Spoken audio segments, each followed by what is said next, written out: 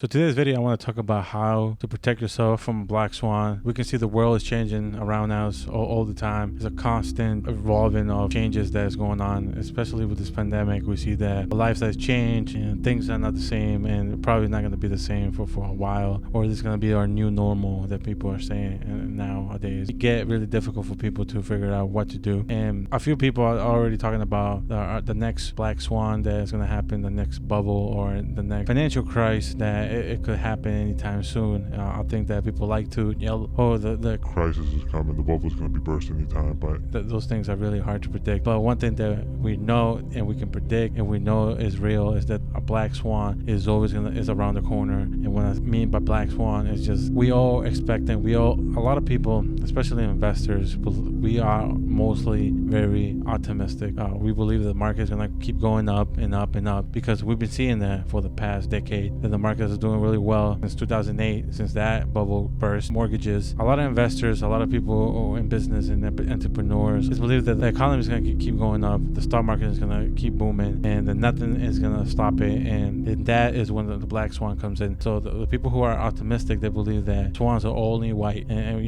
it's really rare to see a black one. So when you believe that somebody tells you that there's only white swans and you believe them, you might put a bet that a black swan was never gonna show up. And once the black swan shows up, that's where a lot of people lose money, a lot of people lose pensions, jobs, employment, and just terrible things happens because nobody wants to believe that the black swan is possible. Nobody wants to believe that the black swan is around the corner.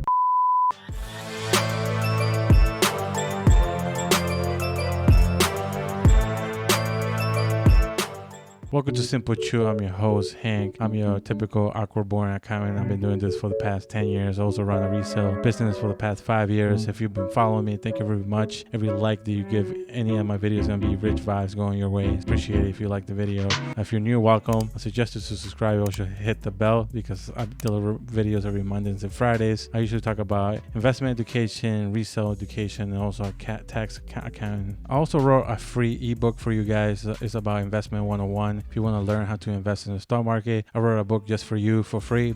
You can pick it up at www.simplechew.com.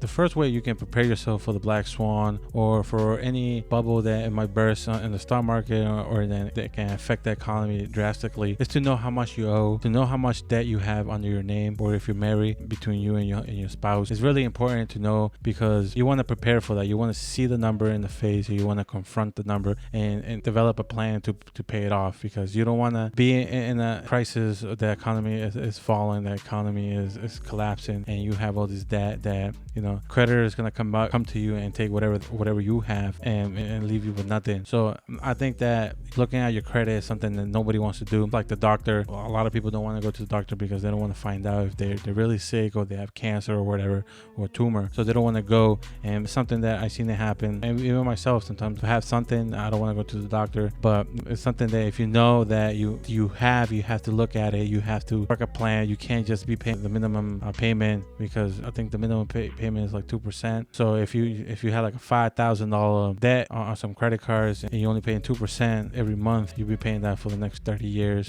The second way to defeat the black swan, or to prepare for the black swan especially, is that you can't have any car payments under your name or your spouse. I think that a lot of people are so comfortable with that nowadays that it's easy for them to go to a dealership and finance a car because, hey, I'm young, or I need this car for work, or whatever their excuses they make. And I think that it's really ridiculous to be paying monthly payments especially in a car. It doesn't make sense to think that it's much worth it to buy a used car if you're going to be buying a decent car. If you're going to buy a $7,000 to $10,000 range, it's more doable, especially if you have the cash. It's a much better deal for you in the long run, because if you're going to be buying a new car, it still anything can happen in a new car. But the most important part, you don't want to get caught when the black swan comes in and you're doing payments and you lose your job or something. You don't have a lot of wiggle room to work with, because you probably have that debt, the $20,000 debt. You probably have some credit card debt to add to the whole mix, and now you're in trouble now.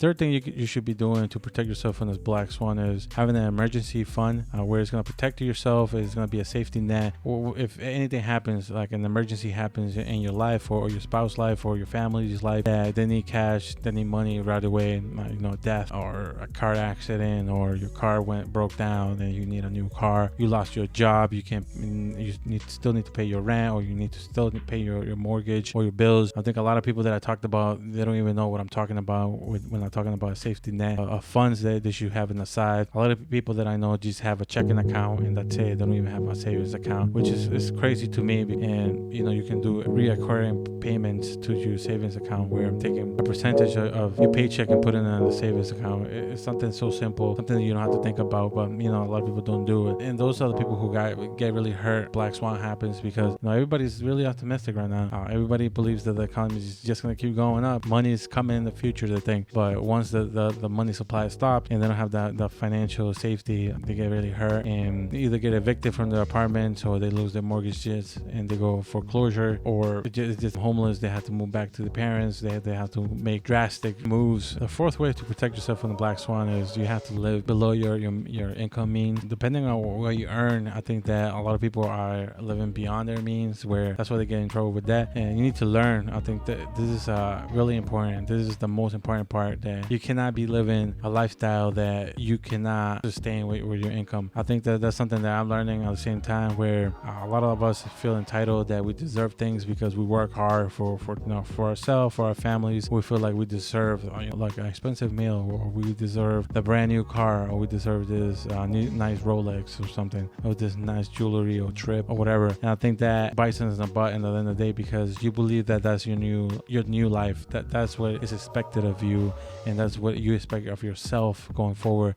And that's how you get in trouble with your money, because you're living a higher standard, and because working hard, you're in this mentality that you're working for hard. And I think it's something that is really hard, and it's something that I've been working really hard to, where I had to cut all my expenses. I can't buy expensive clothes anymore. I can't go out and eat a lot anymore. Like, I'm really cutting out. I don't have a car anymore, bus or the subway, because those are expenses that I don't really need, especially now that I'm working from home. I don't really need those expenses, so I'm cutting down. I don't need Rolexes anymore. I don't need jewelry anymore. Like, those are things that I just put in my mind that I needed because I was working hard, but in reality I didn't need stuff. Now I'm just concentrating on building my wealth. The last thing we can do to protect themselves from the black swan is to have liquefied assets. I think that it's really important to have cash. Cash is always king. I understand that cash loses value because of inflation. Of every year there's inflation of 3%, and I think that we are aware of that, but cash is always going to be cash. People are always going to accept cash. It's always important to have gold. If you have gold or silver,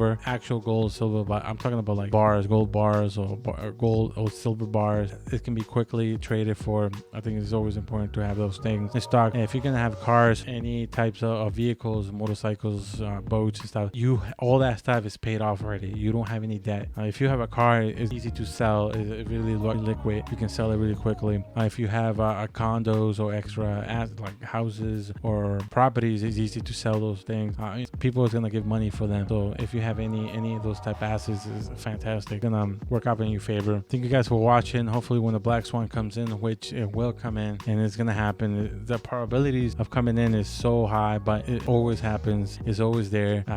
Somebody's gonna see it, and we're all gonna be surprised because we're not used to seeing black swans. It's gonna happen, but there's ways to protect themselves, and these ways are just to protect yourself. And just generally, if anything happens, depression can happen in the country, and if you did this 5 steps, you're gonna have a solid foundation of protecting yourself, protecting your family, protecting your assets, and to living a comfortable life, and providing a comfortable life for your family. I think it's really important. I mean, we don't want to see our family suffer. We want to see ourselves suffer, and that's just one of the ways of just staying safe. I think a lot of people have been talking about the new crisis is going to happen, the new recession. We're in the recession, and I think that it's important to talk about how to protect yourself, how to be prepared, because nobody's explaining how to prepare. everybody's talking about. It's coming. Everybody's panicking. Nobody's telling us what to do. What are the steps to do? And I think these are the steps that should be taken. If you're in the investment world, if you have stocks and you play in that game, there's other ways to protect yourself that I'm not gonna go through here because they can get a little confused, and I don't wanna mix those things around your finance. You can hedge your stock portfolio, and I don't wanna go over that right now. Guys, always remember to keep it simple.